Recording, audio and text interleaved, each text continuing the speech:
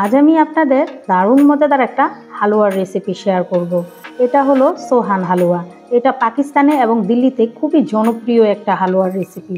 এটা তৈরি করতে শুধুমাত্র 4টা উপকরণ হলেই কিন্তু ঝটপট আপনারা এটা বানিয়ে ফেলতে পারবেন। আসসালামু আলাইকুম viewers, welcome to my channel Roksana cooking show. চলে আসলাম নতুন আরও একটি রেসিপি নিয়ে।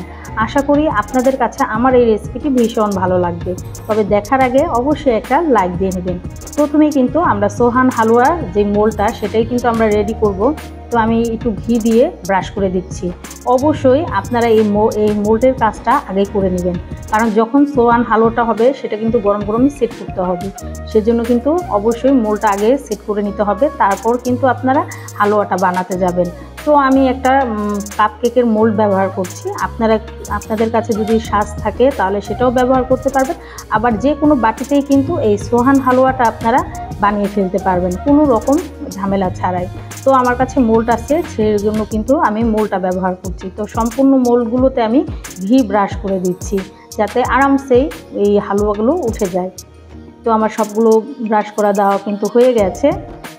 এখন আমি কিছু বাদাম নিয়ে নিচ্ছি। আমি 3 ধরনের বাদাম ব্যবহার করছি এই সোহান হালুয়াটা ডেকোরেট করার জন্য। তো প্রথমে কিন্তু কাঠবাদাম দিয়ে দিব, তারপরে কাজু বাদাম, তারপরে কিন্তু পেস্তা বাদাম।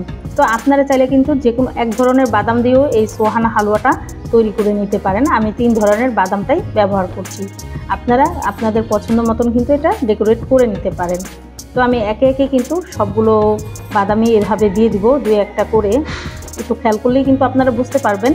তো আমি একটা করে নিয়েছি, আমি আরেকটাও আপনাদের দেখিয়ে দিচ্ছি। প্রথমে কিন্তু আমি কাজু বাদাম দিলাম, তারপরে কাঠবাদাম একটা উপর করে দিলাম, আর একটা কিন্তু সাদাটা নিচে দেব এরকম করে, তারপরে দিয়ে দিচ্ছি কাজু বাদাম। তো আমি 3টা কাজু বাদামের যেই টুকরো করা আছে সেগুলো কিন্তু আমি দিয়ে দিচ্ছি। তো আপনারা আপনাদের পছন্দ মতন কিন্তু ডেকোরেটটা করে নিতে পারেন। সেম প্রসেসে সবগুলো কিন্তু আমি এভাবেই ডেকোরেট করে নিয়েছি।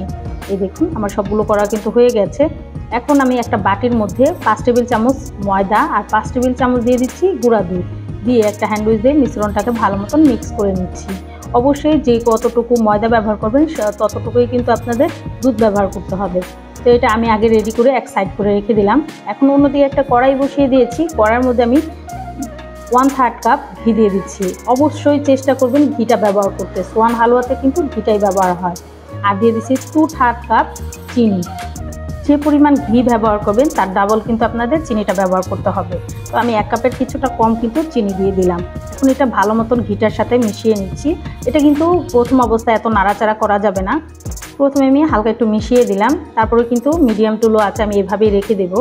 তো দেখুন চিনিটা কিন্তু গলতে শুরু করে দিয়েছে। তো আমি একটু নেড়ে চেড়ে আবারও মিশিয়ে দিচ্ছি। তো বেশ কিছু সময় পর কিন্তু এটা এরকম টেক্সচারে চলে আসছে।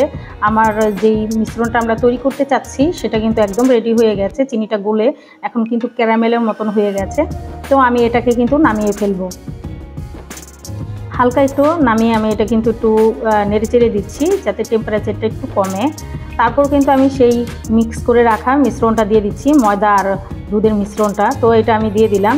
অনেকের মনে প্রশ্ন থাকতে পারে যে ময়দার কি কাঁচা কোনো গন্ধ আসবে নাকি। এটা কিন্তু একদমই আসবে না, যেহেতু আমাদের ঘিটা অনেকটা পরিমাণ গরম। তো আমি নেড়েচেড়ে এভাবে মিশিয়ে নিচ্ছি, এতে কিন্তু ময়দার কাঁচা গন্ধটা একদমই থাকবে না। এই দেখুন আমি ভালো মতো মিক্স করে নিচ্ছি।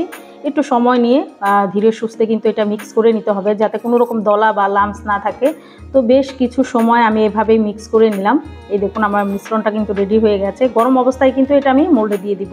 তো 1 টেবিল চামচের যে চামচটা আছে সেটা মাপ করে কিন্তু আমি সম্পূর্ণ মিশ্রণটা সবগুলো মোল্ডে দিয়ে দিব।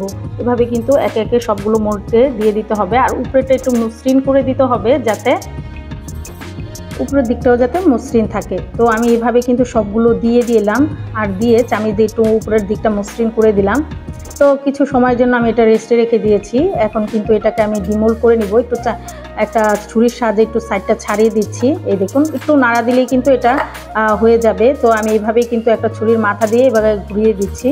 এই দেখুন সবগুলোই কিন্তু ইজিলি ঘি দেওয়ার কারণে কিন্তু উঠে যাবে। তো আমার সবগুলো কিন্তু রেডি হয়ে গেছে। একটা প্লেটের মধ্যে আমি সার্ভ করে নিচ্ছি। মাশাআল্লাহ দেখুন কতটা সুন্দর লাগছে, আর কালারটাও কত সুন্দর এসেছে। তো একে একে কিন্তু সবগুলো আমি সার্ভ করে নিব। এই সোহান হালুয়াটা কিন্তু খেতে অসম্ভব মজার হয়, ভীষণ লোভনীয় একটা রেসিপি। আপনারা চাইলে কিন্তু ঘরে 4টা উপকরণ সবারই থাকে, তো আপনারা কিন্তু ঝটপট চাইলে এটা বাচ্চাদের আপনারা নিজেরাও তৈরি করে কিন্তু খেতে পারবেন। খুবই লোভনীয় হয় এই সোহান হালুয়াটা। এই দেখুন আমার সবগুলো কিন্তু দেওয়া হয়ে গেল, দেখতে কতটা সুন্দর লাগছে। একটা আমি আপনাদের ভেঙেও দেখিয়ে দিচ্ছি কতটা সুন্দর হয়েছে।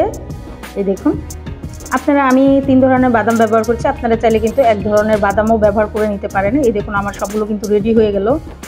রেসিপিটা আপনাদের কাছে কেমন লাগলো অবশ্যই আমাকে কমেন্টের মাধ্যমে জানাবেন। আর যারা এখনও আমার চ্যানেলটাকে সাবস্ক্রাইব করেননি, আমার ভিডিওগুলো যদি আপনাদের কাছে কোনো অংশে একটু হলেও ভালো লেগে যায়, অবশ্যই আমার চ্যানেলটা সবাই সাবস্ক্রাইব করে আমার চ্যানেলের পাশেই থাকবেন। লাইক, কমেন্ট এবং বেশি বেশি করে শেয়ার করে দিবেন। সবাই অনেক বেশি ভালো থাকবেন, সবাই সবার জন্য দোয়া করবেন। আর অবশ্যই ঘরে তৈরি এমন মজাদার ইউনিক তৈরি করে খাবেন। সবাই ভালো থাকবেন, সুস্থ থাকবেন। আল্লাহ হাফেজ।